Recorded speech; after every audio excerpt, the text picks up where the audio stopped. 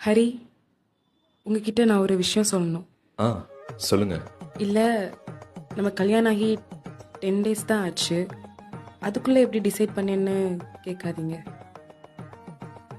I love சொல்லி லைஃபை start பண்ணலான்பா. அடுத்து குழந்தை தான். I need divorce.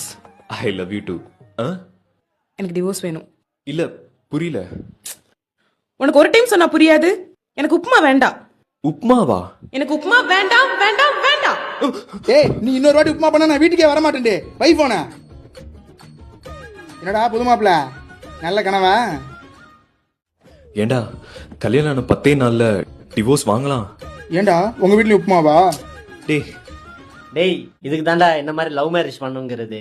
டேய், அவன் கிடக்குறான்டா அரேஞ்ச் மேரேஜோட பெனிஃபிட்ஸ் தெரியாதவன். என்ன பெனிஃபிட்ஸு? அப்படி கேளு.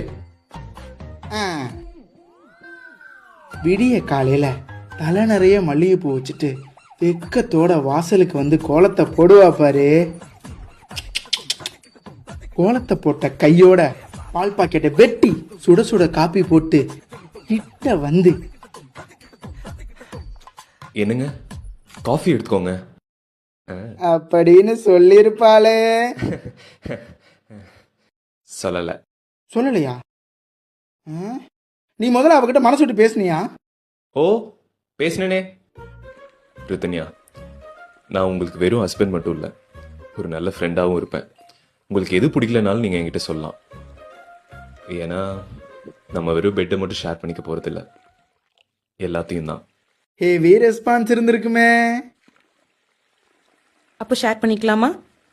பண்ணிக்கலாம். அப்போ பண்ணுங்க.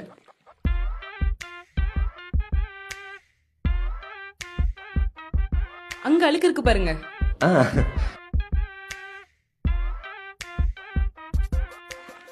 ஷேர் பண்ணிக்கலாமா? பண்ணிக்கலாமே பண்ணிக்கலாமே. ஷேர் பண்ணிக்கலாமா? இத கூடவா?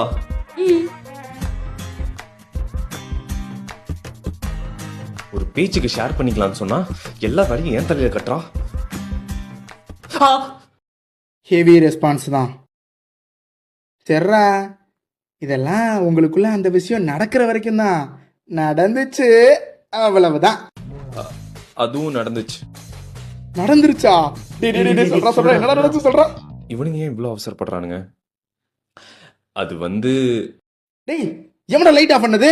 டேய், கரண்ட் போயிடுச்சுடா. அப்போ கேண்டில் ஏத்துறா.